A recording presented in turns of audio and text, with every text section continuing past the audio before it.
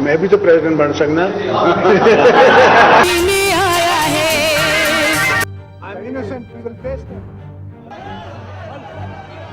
بندوق کی نالی پہ میں ہوں.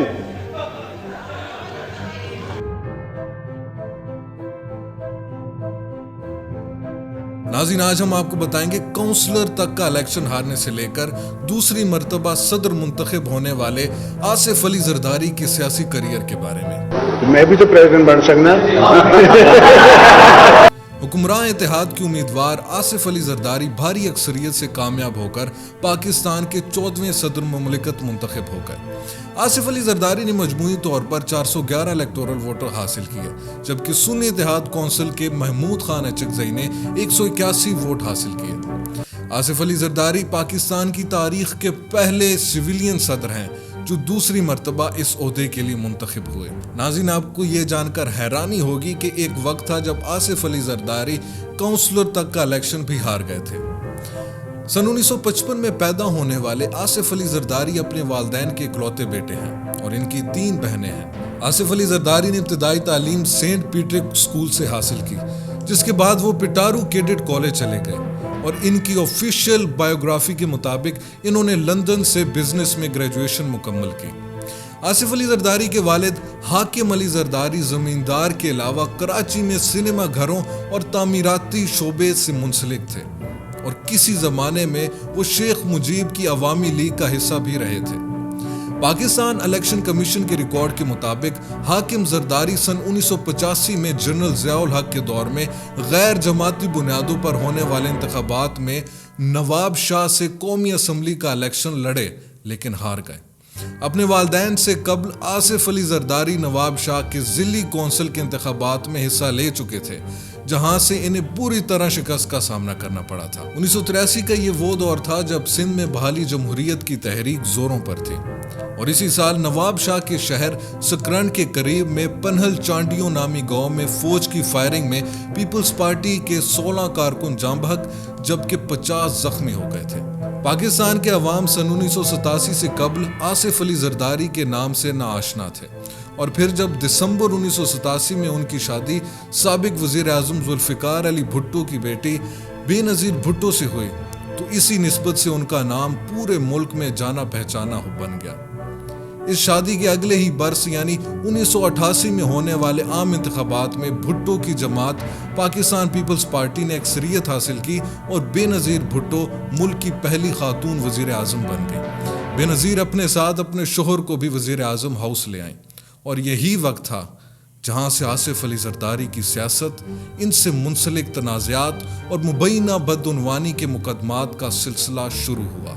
صدر غلام اسحاق خان نے بے نظیر بھٹو کی حکومت کو منتخب ہونے کے 2 برسوں کے اندر ہی برطرف کر دیا.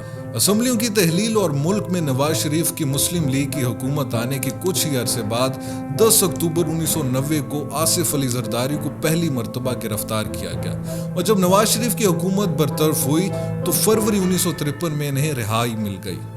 آصف علی زرداری پر مالی بدعنوانی، اغوا، اختیارات کے ناجائز استعمال جیسے الزامات عائد کیے گئے تھے. 90 کی دہائی کا یہ وہی دور تھا جب مبینہ طور پر سرکاری ٹھیکوں میں کرپشن جیسے الزامات کے باعث ان کے نام کے ساتھ مسٹر 10% کا لاحقہ جوڑا گیا، جس نے دہائیوں تک ان کا پیچھا کیا. سن 1993 میں ہونے والے عام انتخابات میں پیپلز پارٹی نے ایک بار پھر کامیابی حاصل کی اور بے نظیر بھٹو دوسری بار وزیر اعظم بن گئی.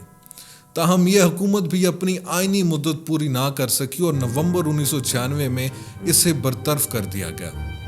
بے نظیر کے دوسرے دور حکومت میں آصف علی زرداری پر سیاسی جوڑ توڑ اور کرپشن جیسے الزامات عائد کیے گئے. بے نظیر کی دوسری حکومت کی برطرفی سے قبل آصف علی زرداری دبئی میں تھے اور دبئی سے پاکستان واپسی پر اگلے ہی روز انہیں ایک مرتبہ پھر گرفتار کر لیا گیا. تاہم دوسری مرتبہ ہونے والی ان کی گرفتاری طویل رہی.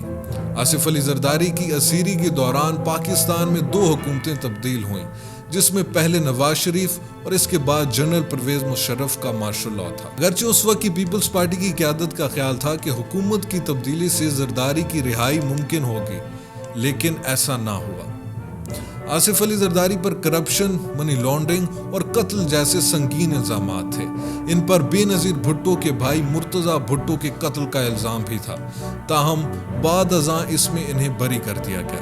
آصف علی زرداری کی رہائی اس وقت تک عمل میں نہیں آئی جب تک پاکستان پیپلز پارٹی کی پرویز مشرف کے ساتھ مفاہمت نہیں ہوئی، جس کے بعد جنرل پرویز مشرف کی جانب سے قومی مصالحتی آرڈیننس یعنی NRO جاری ہوا، جس کے تحت ان پر دائر مقدمات معطل ہوئے اور بعد ازاں ان مقدمات میں ان کی عدالتوں سے بریت بھی ہوئی۔ راولپنڈی کے لیاقت باغ میں 27 دسمبر 2007 کو ہونے والے خودکش حملے میں بے نظیر بھٹو کی وفات کے بعد جب وہ وطن واپس آئے اور اپنی اہلیہ کی تدفین کی، اس کے بعد انہوں نے کھپے پاکستان کا نعرہ لگایا، جو بعد میں پاکستان پیپلز پارٹی اور خود آصف علی زرداری کی سیاست کا نعرہ بن کر سامنے آیا۔ پیپلز پارٹی کی قیادت اپنے پاس رکھنے کے بجائے انہوں نے اپنے نوجوان زیر تعلیم بیٹے بلاول بھٹو کے سپرد کر دی اور ان کا نام بلاول زرداری سے بلاول بھٹو زرداری کے طور پر متعارف کروایا۔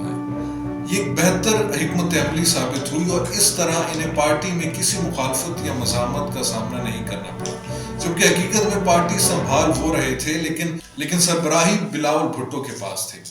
2008 کے انتخابات میں پاکستان پیپلز پارٹی نے کامیابی حاصل کی اور وزیر اعظم کے لیے یوسف رضا گیلانی کو امیدوار نامزد کیا گیا، حالانکہ اس سے قبل عام رائے یہ تھی کہ یہ منصب سندھ سے تعلق رکھنے والے پاکستان پیپلز پارٹی کے سینئر رہنما مخدوم امین فہیم کو ملے گا۔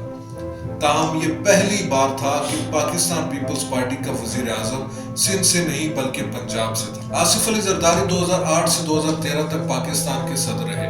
چودھری فضل الہی کے بعد وہ دوسرے سویلین صدر تھے جنہوں نے اپنی مدت پوری کی۔ دور صدارت میں ان کے قابل ذکر فیصلوں میں اسمبلی کی معطلی کے اختیارات، پارلیمان کو واپس کرنا، 18ویں آئینی ترمیم کے ذریعے صوبائی خود مختاری بحال کرنا، فاٹا اصلاحات، آغاز حقوق بلوچستان اور نیشنل فائنانس کمیشن ایوارڈ کے فارمولے کی از سر نو تشکیل، گلگت بلتستان کی خود مختاری اور صوبہ سرحد کو خیبر پختونخوا کا نام دینا شامل ہے۔